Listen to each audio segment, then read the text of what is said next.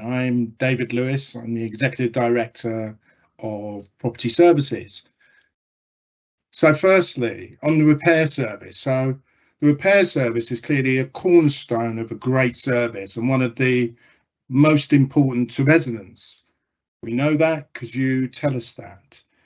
Just so you understand size and scale, we carry out about 270,000 repairs a year and spend about £100 million on repairs and voids. We know the service needs to improve. Just over 70% of the complaints we receive are linked to a complaint. So we've done many things. One of the big things we've done is introduced a repairs change project, and essentially it's an improvement project where we've got staff across L&Q engaged in identifying ways to simplify and refocus the service to the areas that it does well. So for example, we know that the straightforward trades, the single trades of plumbing, electrical and carpentry, or sometimes double trades, our trades together, we do them well and we complete them right first time the majority of the time. It's about 70% of the work that comes through the service. Things tend to go wrong where it's more complex and or of a larger scale.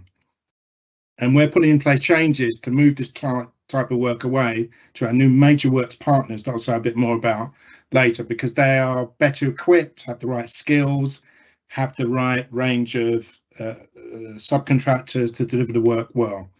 This will free the service, the repair service, to work on true reactive repairs at plumbing, electrical and carpentry. So when we look at the three indicators that are on the screen, they are customer satisfaction, right first time, and the time taken to complete repairs. We are seeing some green shoots. They are improving to the end of August. Satisfaction with repairs, and these are surveyed by an external third party, who are achieving a target of 75%.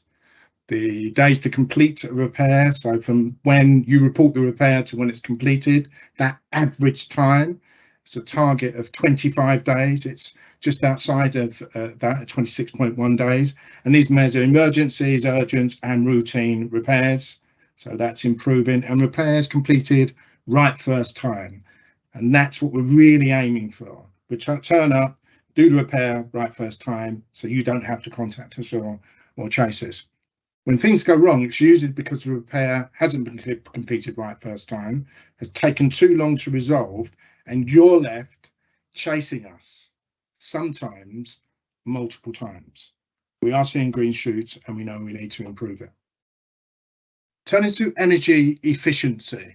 So a few things to say about energy efficiency, and clearly this is really important given the cost of living crisis and the challenges around energy.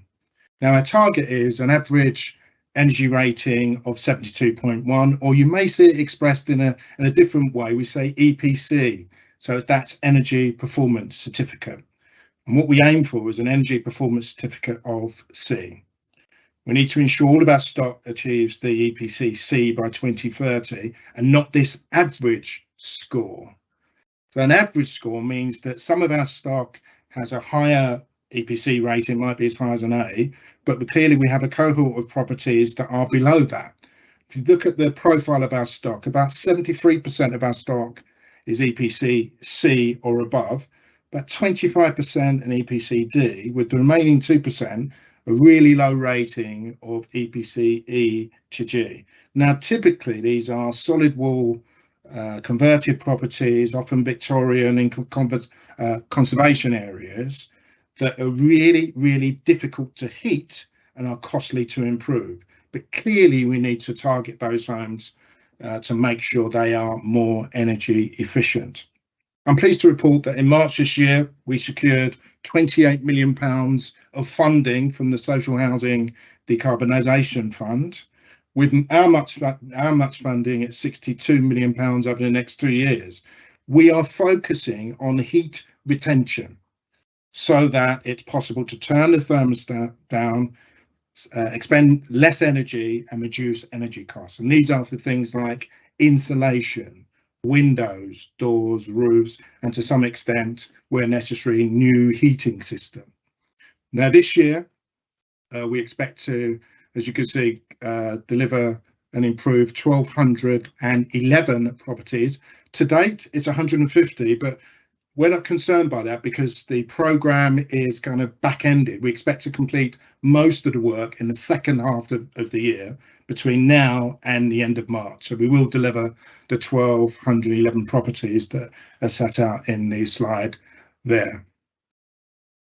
More than 2,000 properties will be delivered in 24-25. The Major Works Programme, Fiona mentioned it. This is the programme that we're very proud of.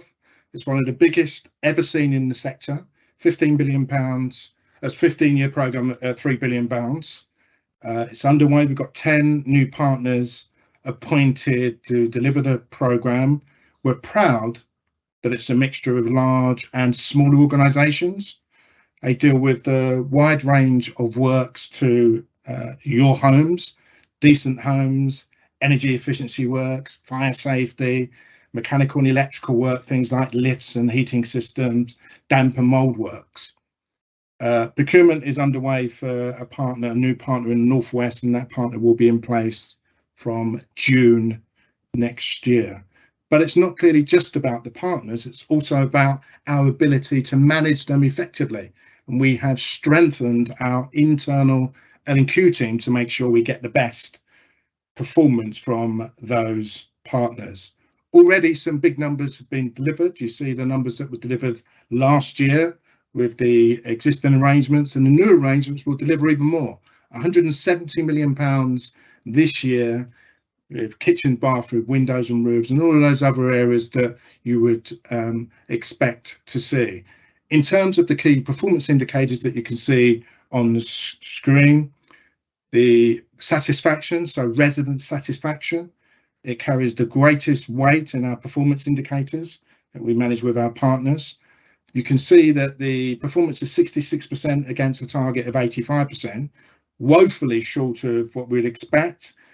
I think there are two factors at play there: the way that we measure satisfaction, but also the fact that most of the works will complete at the end of this financial year. They're on site now and they're completing. So one of the things that we're doing is increasing the sample of residents that we survey, make it easier, more user-friendly, so a text-based system, and that the information is available much more quickly. So we do expect that 66% that you can see here to increase significantly over the remaining months of this year. Another thing we measure is the stock condition surveys. We carry out stock condition surveys on a rolling basis. In our first year of the new cycle, we completed 10%, with 20% completing, a further 20% completing this year, and 20% year thereafter.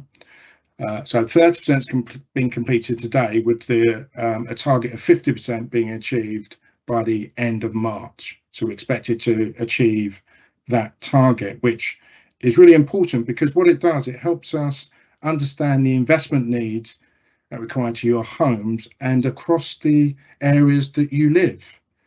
We are then able to publish a longer term investment programme. Up to 5 years is where we want to move to, up to a 5-year investment programme.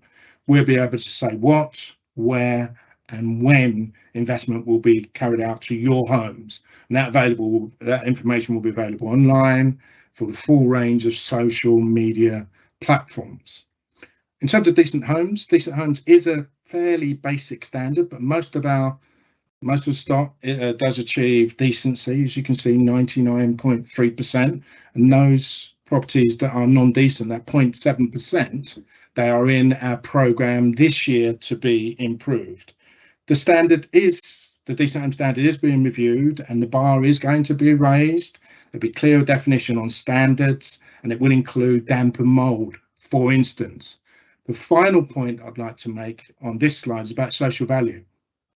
Clearly, if we've got a 15-year programme spending £3 billion, it's important that the programme leaves a lasting legacy beyond bricks and mortar. So The programme does include things like partners making sure that there are jobs, there are apprenticeships, there are training opportunities, there are community investment projects, all of which we track annually and report on annually. To date, the partners have engaged with 431 residents, and following a recent job fair that all of the partners were at, a number of permanent jobs have been secured by residents working for the partners. Final slide before I hand over to Matt.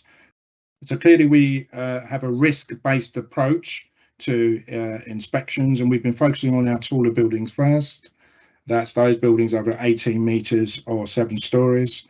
We've completed all the inspections, and either the work has been completed to make them safe, or we're in the process of completing that work. And we've now moved on to inspections of lower rise, lower risk buildings.